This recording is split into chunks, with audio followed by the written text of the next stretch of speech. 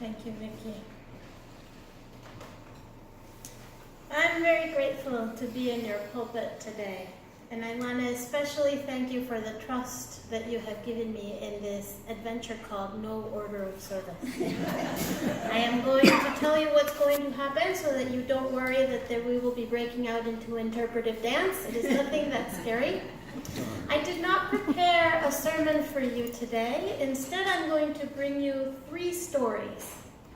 I'm going to tell you a story. I'm going to offer a prayer.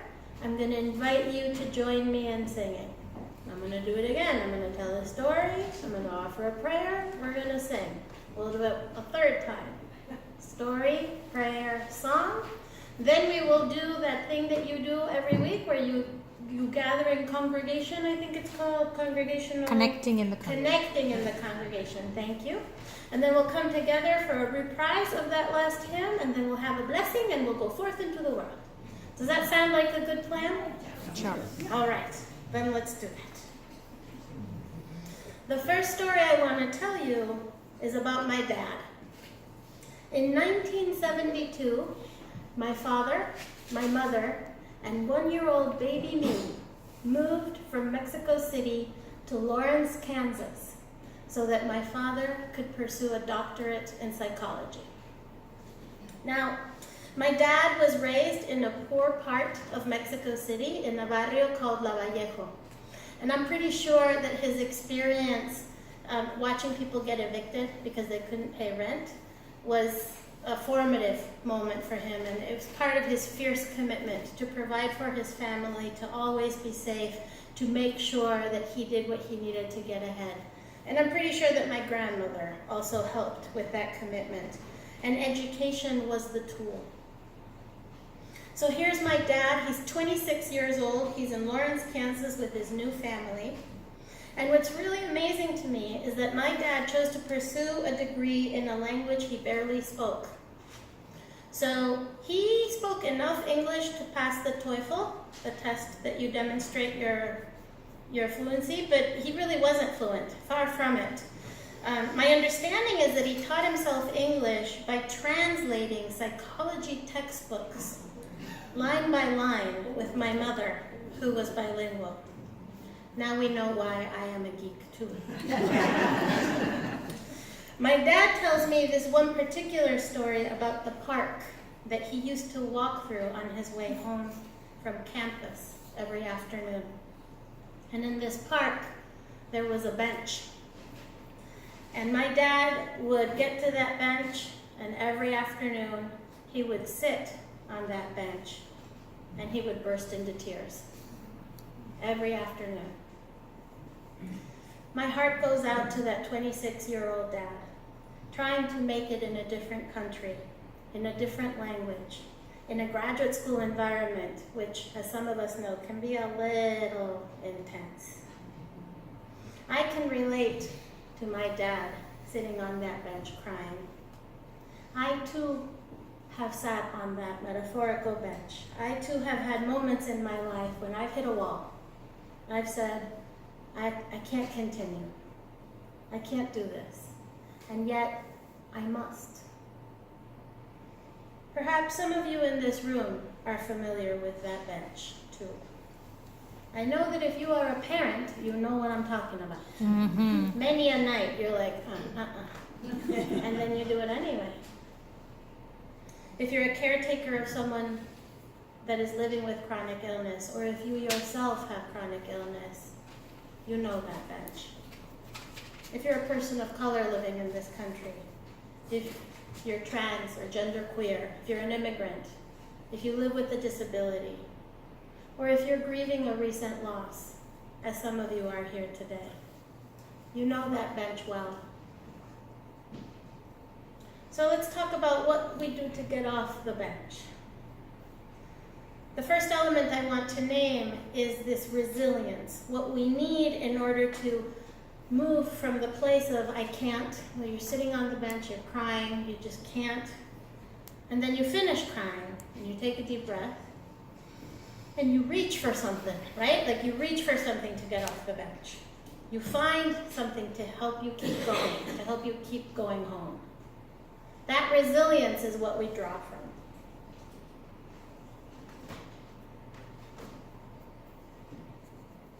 Now, some of us in this room got up that bench to come to worship together this morning.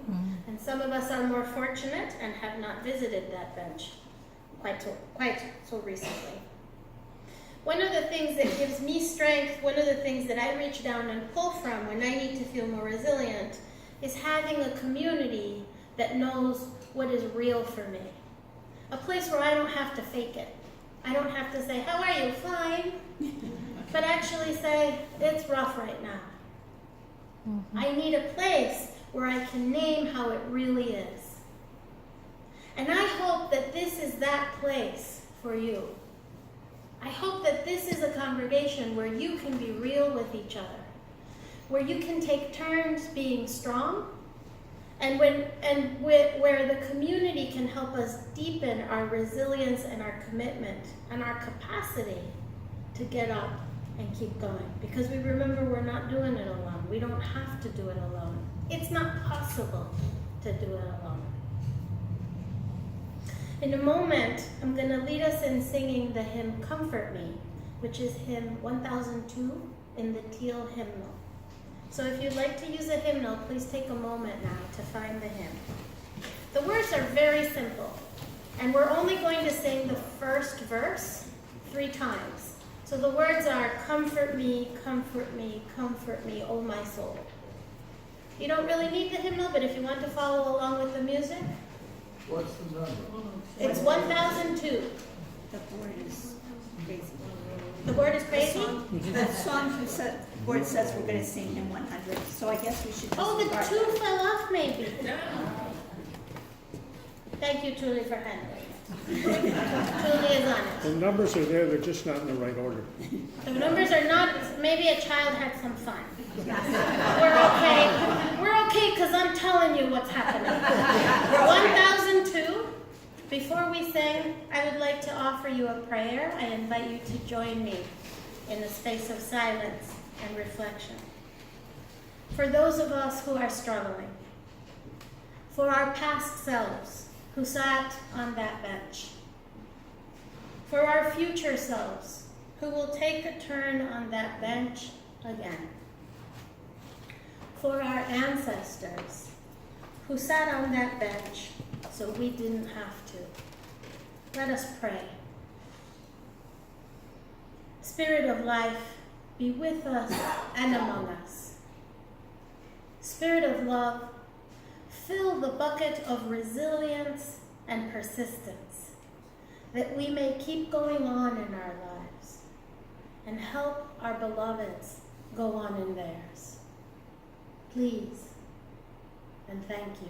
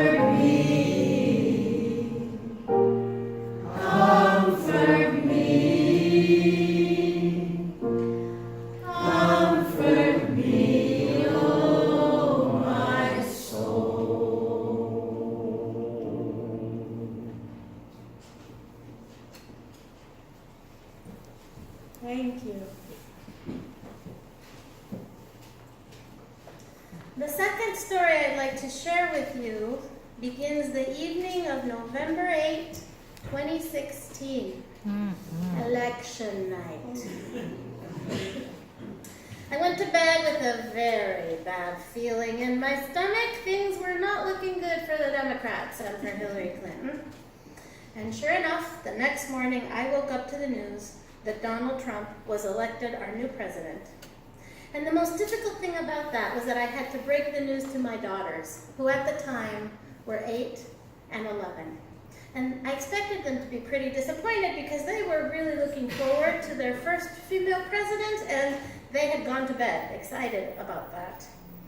I was very surprised at their response because they really got to the heart of the matter right away.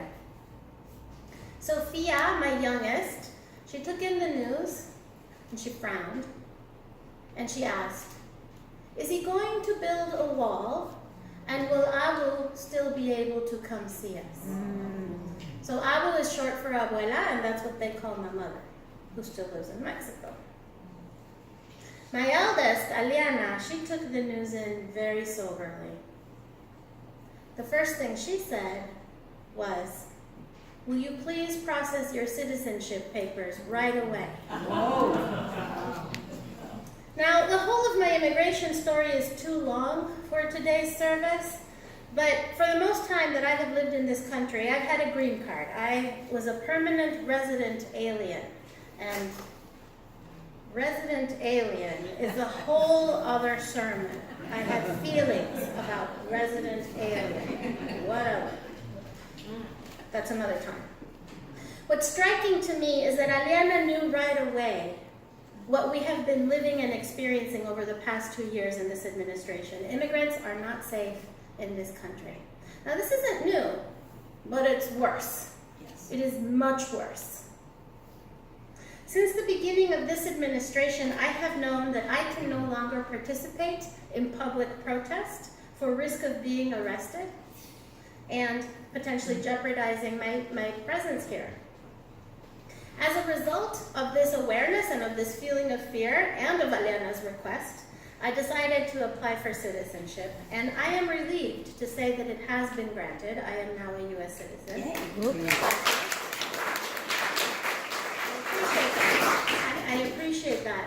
I also mourn that I made that decision out of a place of fear rather than pride or connection or readiness. You know, I was waiting for that moment when it was right for me, and it wasn't yet right, but then I had no time left. I felt like I really needed, for my family and for my own safety, to process that.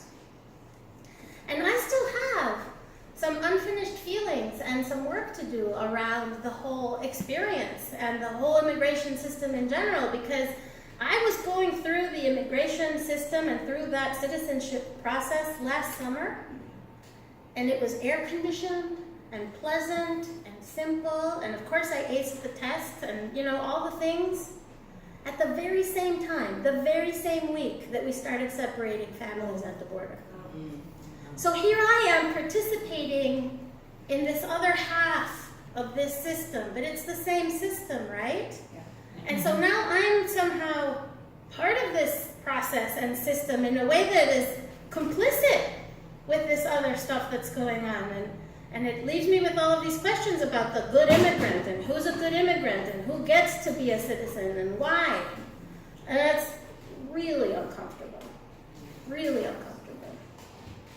And I also want to share with you something that is embarrassing but true. Even though I have spent most of my adult life doing anti-racism and anti-oppression work, I started doing it my senior year in college, and the bug bit me, and I love this work, and I do it everywhere. I do a lot of it. And even though I, as a trainer and just as a person in the world, I am fully aware of the experience that my beloved siblings of color have, African American and Caribbean and brown-skinned Latinx siblings have in this country with the police and many other institutions. Like, it's not, that was not surprise to me, that was not news, but having my own lived experience of fear in my own body was a whole other level. In some ways, in the past couple of years, I have woken up to this whole other level of awareness. And it's really embarrassing for me because you think I already knew this, and I did, but I had not lived it in my body. Because even though I'm Mexican, and even though I'm an immigrant, I also pass as white. I mean, look at my skin, right? I'm overeducated. I have 3 graduate degrees. I'm upper middle class.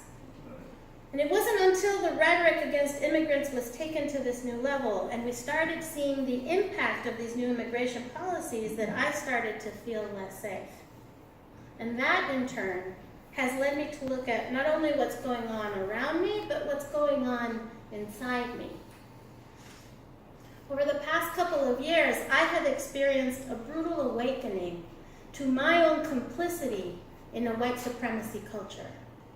I have come to see with great clarity how I have followed in my father's footsteps: academic overachievement, hard work, and assimilation. And by the way, there's nothing wrong with what my dad did. That's what he did to get us here and to be safe. And I'm not critiquing it. I'm just realizing that for myself, committed to social justice, that's not enough. I need to do something more than just assimilate. These past 2 years, we have seen a lot of attention in Unitarian Universalist circles on anti-racism and white supremacy culture in our denomination. And as our awareness grows, as we come to recognize how far we still have to go to be truly anti-racist in Unitarian Universalism, I am concurrently looking at the fact that I spend most of my time educating and taking care of white people. Why is that? Well, because it helps me feel safe, because I love Unitarian Universalism, this is my faith, and most UUs are white. This is where I want to do this work, and I believe that anti-racism work is faith formation work, so I want to do it in this context in particular. But it's also true that that's how I was trained to do this work, was to focus on the development and the understanding of white people. I have not had a lot of information or education about how to help my peers of color do anti-racism work. The focus is on white folks. And that, I think, is part of the status quo, and that is also part of how I have fallen complicit. So it's just this like, oh. And I keep realizing these new things. It's really challenging. And so that brings me to the second element that I want to name for us today: the courage that is needed to lift up a mirror to yourself. I must look at the ways that I participate in systems of discrimination and oppression. This is my work, to see where I have internalized these ways of being successful, of being impressive, of fitting in. This work is regular, ongoing. It's like a spiritual practice. I can't just meditate once and say I have a meditation practice. I actually need to practice it, right? Well, anti-racism is also a spiritual practice. I can't just look at the status quo and my participation in it one time and say, okay, done, check. It's not just a workshop and now I'm done. It's a practice. We engage in looking at how we are participating in the status quo over and over and over again, and that spiritual practice is, I believe, what leads to liberation. Tema Okun and Kenneth Jones have written a brilliant analysis of how white supremacy culture shows up in organizations. If you Google the phrase white supremacy culture, make sure that those 3 words are together in that order, their PDF is the first thing that comes up, and I recommend it to you. Not only does this document help us trace how UU congregations center whiteness as a culture, but it also gives us a nuanced understanding of the difference between white supremacists, the people who belong to the KKK, and white supremacy culture, which is a way of doing things and maintaining the status quo. I know you all don't put on sheets and belong to the KKK. I am not calling you supremacists. I'm not calling you white supremacists. What I'm saying is that institutions that are historically white have baked in ways of doing things that privilege white culture automatically. It's nobody's ill intent, it's just happening, and that's what we need to look at. Whether we are white or people of color, I think it's valuable for us to look at the organizational way that we could be doing things differently. And I invite you to join me in that courageous work of looking at the ways that we participate in maintaining our systems. Personal growth and development takes courage. Staying awake and out of your comfort zone takes courage. And believe me, all I want to do for the past couple of years is watch reality TV. I want to watch people make cupcakes and chop things and sew things and sing things. Like, I love Project Runway.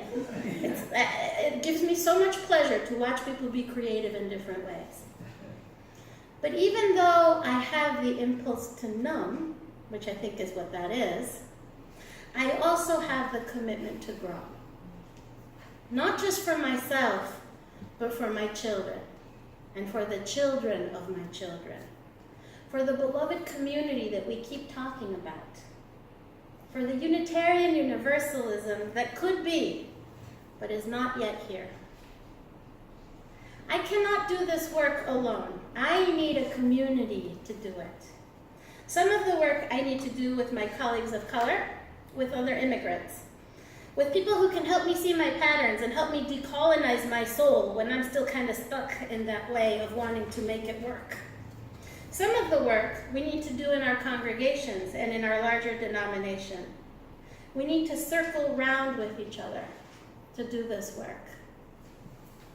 And in a minute, I'm going to invite us to sing hymn 155, Circle Round for Freedom.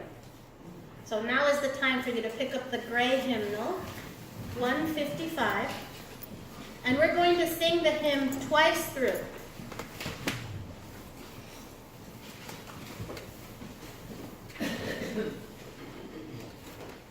First, I invite you to join me in another prayer. Queridísima Diosa, beloved Goddess, hear this my prayer. Strengthen this circle of beloveds, please, and help us lovingly see ourselves. Help us see where our patterns no longer serve us. Help us to challenge the status quo by challenging ourselves.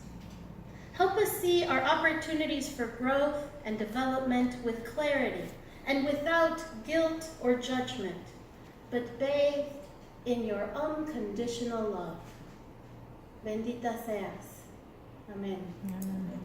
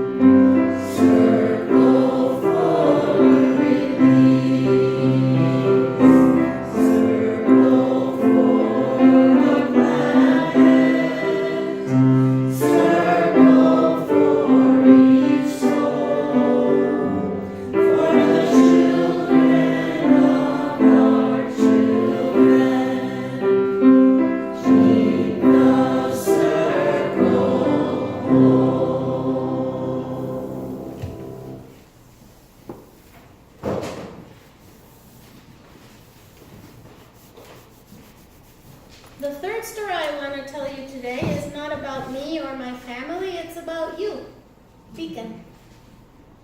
It's a story that is still in the making, still in the telling. I'm hoping to plant some seeds to inspire you to continue to write your story in a particular direction. Before I tell you this story, I want to tell you about why the order of service is blank. We have finally arrived at that moment that I promised where I would explain. I'm going to explain. I wanted you to have a lived, embodied experience of the discomfort that immigrants feel when they come to a new country. Everything is new. Nothing makes sense. This is also the experience of a sanctuary guest, or a homeless person, or a person living on the margins. Everything is out of control. The future is unclear. It's also the experience of a group of people on the verge of big change. And we desperately need to know what's going to happen, don't we? I mean, when I am worshiping in the pews, I look at the order of service at the beginning, and then after each part, I look at it again to see what's going to happen next. And I already saw it. So what is that? That is our need to know. That is our need to understand what is happening next. And I would say it's also our need to control. So Sharon Welch, one of my beloved teachers at Meadville Lombard Theological School, describes this as an ethic of control. She defines the ethic of control as a construction of agency, responsibility, and goodness, which assumes that it is possible to guarantee the efficacy of one's actions. I'm going to say that again. An ethic of control is a construction of agency, responsibility, and goodness, which assumes that it is possible to guarantee the efficacy of one's actions. In other words, ethics is the part of theology where we figure out what is moral, what is good, right? An ethic of control is when being good, or feeling that you are being good, requires being able to control your actions and their efficacy. Not just your actions, but the outcome of your actions. How can you control yourself if you don't know what's going to happen next? If the order of service is blank? If life is uncertain? You can't. And if you can't control it, you don't feel good. That's important to recognize. That's important to know why we have this drive, because we want to be good people. Don't we want to be good people? We want to be good people. And so we think that if we can manage the outcome, that makes us good. That's the ethic of control. The opposite and the antidote to the ethic of control is called the ethic of risk. The ethic of risk is what Sharon Welch distilled from the theology and the writings of African American women, who over generations have been trying to figure out, how do you know what's good in the face of racism and sexism, in the face of slavery, in the face of all of these enormous systems that are operating against you in this interconnected way, which you have no control over? What makes you good if you can't control the outcome? It's a really important question. According to Sharon Welch, the ethic of risk has three elements: a redefinition of responsible action, grounding in community, and strategic risk-taking. A redefinition of responsible action. We need to change the way that we define and go about social change. Grounding in community, defining who is the we. Strategic risk-taking, choosing together when and how we challenge the status quo. So, let me connect this theology to your lived experience here in Beacon UU and Summit. It was a real pleasure to be here yesterday and to co-lead a workshop with Reverend Ashley Hermann for a group of your social justice leaders and staff. Your leaders did some really great work to prepare the way for a listening tour, which you will hear more about in the near future. And the purpose of the listening tour is to continue to hone your understanding of what it would look like to be an anti-racist congregation on the forefront of this work that we are all called to do in Unitarian Universalism. But I also learned other things about you. I learned that you are in the midst of doing some important covenanting work. And that you're getting ready for a capital campaign because you purchased the building next door and now you're going to raise it to the ground and build a beautiful new sanctuary. And your board is in the process of switching to policy governance. And I think this is a very busy place. There's a lot of things happening here. So from the outside, I would like to share with you what I see and how I would like to charge you as you continue all of this important work that you are doing. I invite you to resist the urge to control the outcome. Resist the need to know exactly how things are going to turn out before they occur. Resist the pull of the agenda, the siren song of we've always done it this way. The status quo, the way that we have always done it, it is powerful, it is hypnotic, it is easy. Don't let it lull you into the habit of the familiar and the comfortable. Focus instead on relationship with each other. Lean into vulnerability and truth-telling from your lived experience, and make room for those whose stories are different than yours. Stay curious about those other stories. Let your lived experiences and your feelings guide the way. Remember that no matter how different our experiences may be, we all have basic needs and experiences in common too. We all have sat on the bench. We all need a community to remind us that we are not alone. We all need to feel welcome and celebrated. On your way out of the sanctuary, I invite you to take a look at the Post-its that are stuck on the back wall. We used those to create a covenant for our workshop yesterday. My favorite Post-it is the one that says, "No hidden agendas." Ah. It actually says, ah. I love that. I invite you to really take a look at those Post-its and take a look at the feelings and the behaviors that are mentioned in them. Nowhere does it say, we're going to get it exactly right. Nowhere does it say, there will be no mistakes. Nowhere does it say, it'll be done in 3 weeks. That's not the work that we're doing here. This is long, hard work that requires real relationships.